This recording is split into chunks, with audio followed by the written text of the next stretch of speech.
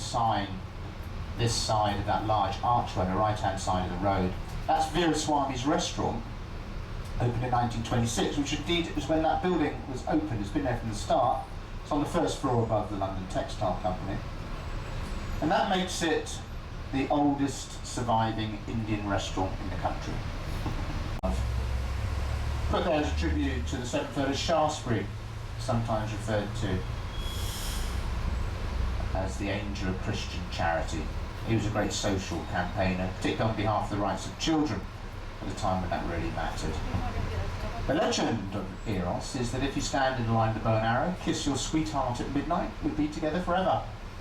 Isn't that nice? Behind it, from our perspective, you'll see the Criterion restaurant. This wonderful neo-Byzantine interior, which you've seen if you've seen the film The Dark Knight, because that's where Batman liked to have a meal.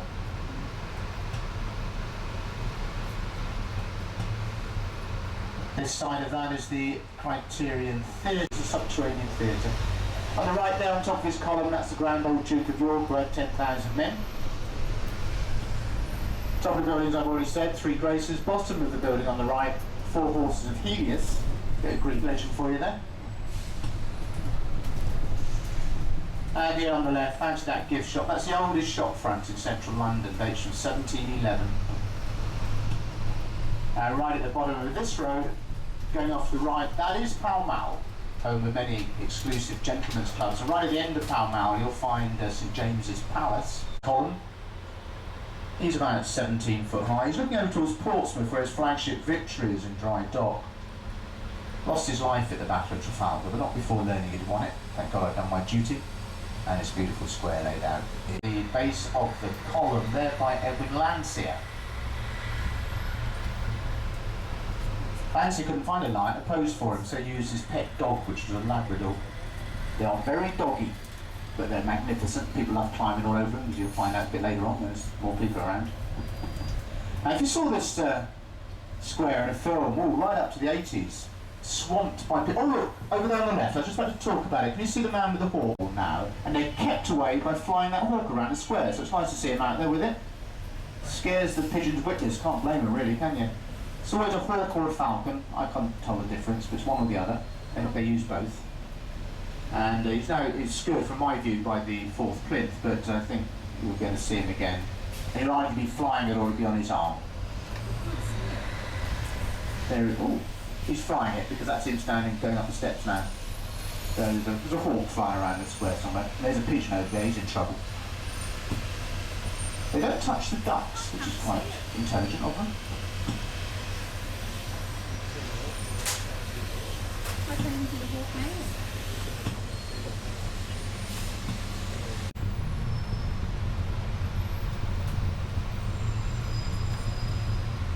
Nobody coming down. Now, Whitehall is the centre of British government, really. This is where a lot of ministries, Department of State have their headquarters. And Downing Street MPs are actually at work.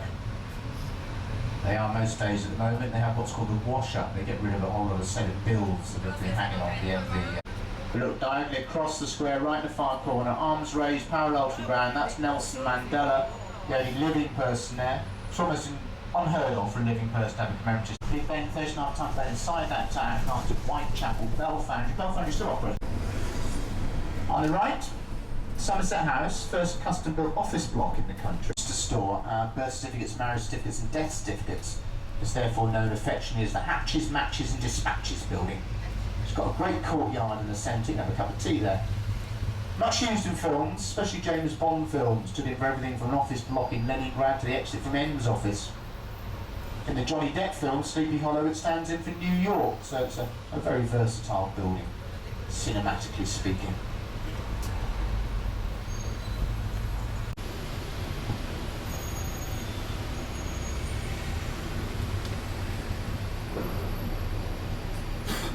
And in the second half of the Aldwych, just ahead of us, we have another stop number 17, Royal Courts of Justice.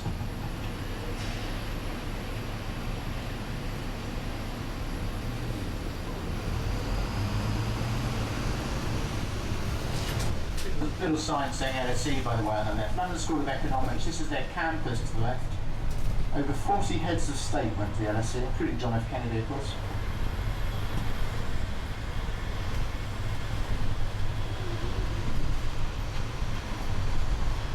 Nobody coming. Don't go that high, you go to the stone gallery beneath the dome. It's actually a dome within a dome. The inner dome much shallower, more aesthetically pleasing from the inside. And that's where you'll find the whispering gallery. Whispering the wall on one side, be heard perfectly clearly on the other. Several hundred people do it at the same time, of course.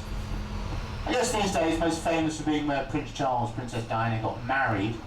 Most watched television event in history up to that time. 700 million people watched that. Opened 1710, so it's celebrating its 300th anniversary this year.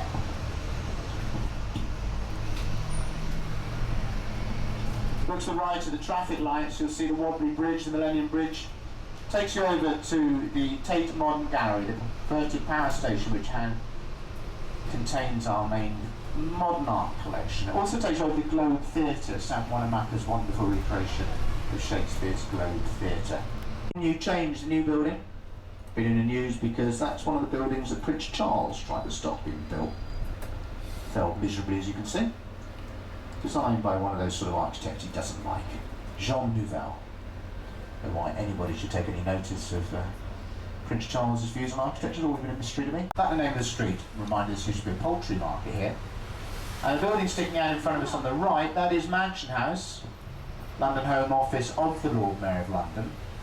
There's a beautiful banqueting hall inside. You know, it's a street sign on it saying Walbrook, one of many underground rivers that flow beneath the streets of London. The Walbrook. Other famous ones including the Fleet, the Tyburn. Walbrook's important because where the Walbrook flows into the Thames, it still flows there, flows into the Thames, is where the Romans first settled to create this city.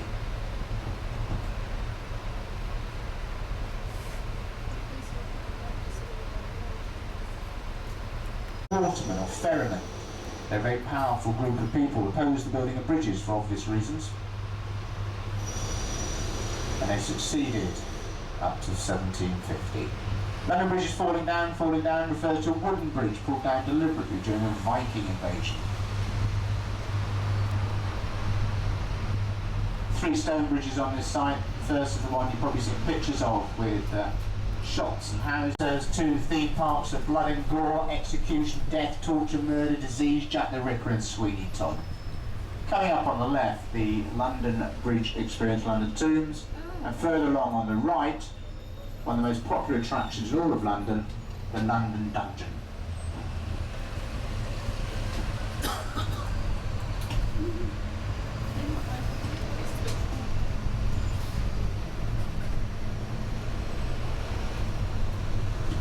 Yeah, should be opening, if not open. Yes, they're looking opening.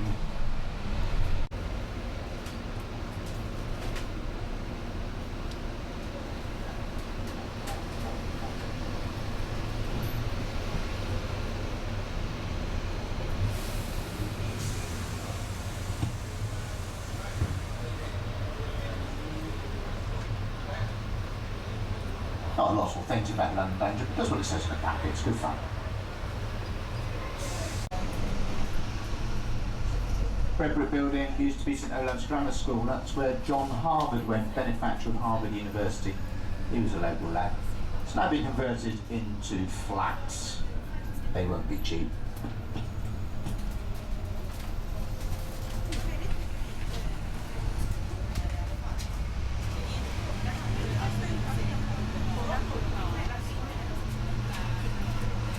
On the approach to Tower Bridge, the building on the left-hand side is the Bridge Master's house. He's the guy to ring up, get the bascles lifted, bring your boat in, give him a couple of days' notice, no problem. On the left here, this new building, that's, well, newish. That's City Hall. That's where London's local government is run from. Boris Johnson, Mayor of London, not to be confused with Lord Mayor of London. Boris Johnson's the elected Mayor of London. He works from the top. Building itself designed by Norman Foster, also designed the Gherkin, this extraordinary building on the other side of the river. Now iconic in the sense that filmmakers use that now more than any other building to let their viewers know when they're in this city.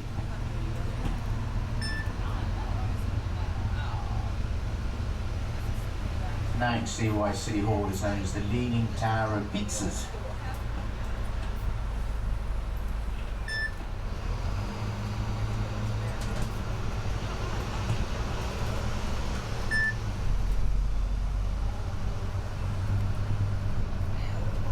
Over on the right, this is the Captions development, which is a rather fine one. Look especially this first building, it's converted brewery, done a great job on it. Beyond that, you've got the Butler's Wharf with its Conran restaurants at the base. Beyond that, you'll see a white building, that's the Design Museum. Like the area now, Captions. Right over there on the right, you can see the tallest buildings in London. Canary Wharf, that's the Docklands redevelopment. On the left here, you can see Tower Pier. This is where you get the cruises from, take you down to Westminster up to Greenwich. Red and white ones, city cruises, and the first ones will be along any second now. If you want to do it. Nice day for Greenwich. And of course here on the left, Tower of London. Started by the last person to successfully invade Britain, William the Conqueror. And the so-called White Tower in the centre with the four small turrets is the original stone building. Dates from 1087. So the building's got a long, one has to say fairly gruesome history. This is where Anne Boleyn, Catherine Howard, Lady Jane Grey were beheaded. This is where Princeton and Tower were murdered, probably on the orders of...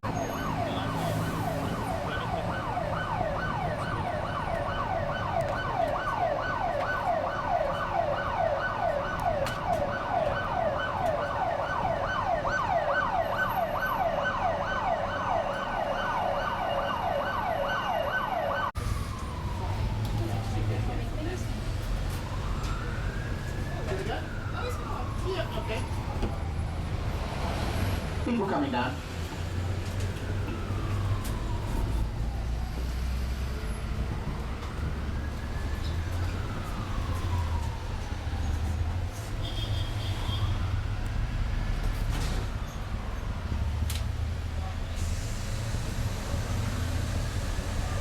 Live at home as we speak.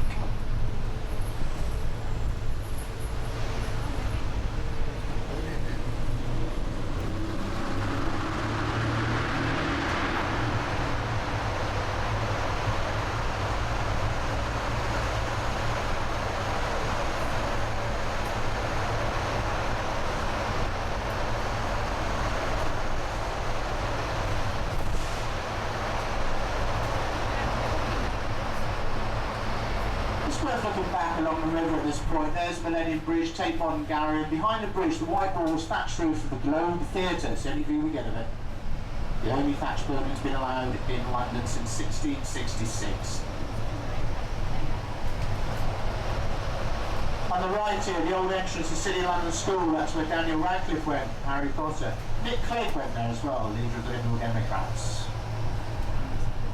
And on the other side of the river, you can see the Oxo building. You weren't allowed to advertise along the Thames in those days. They got round.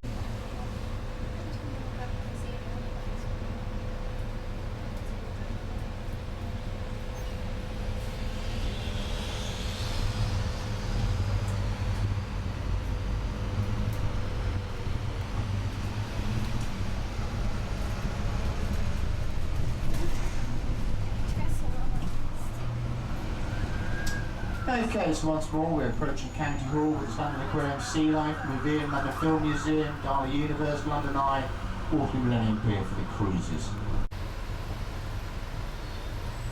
Staterooms not open yet, I'm afraid, not August, September usually.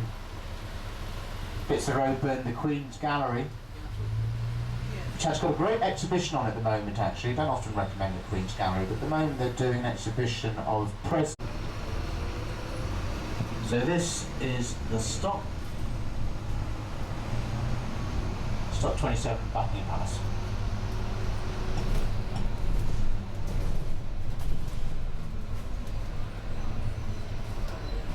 Oh yeah, that makes sense, doesn't it? Yeah, absolutely. Nobody coming down. That's the Royal Mews directly in front of us.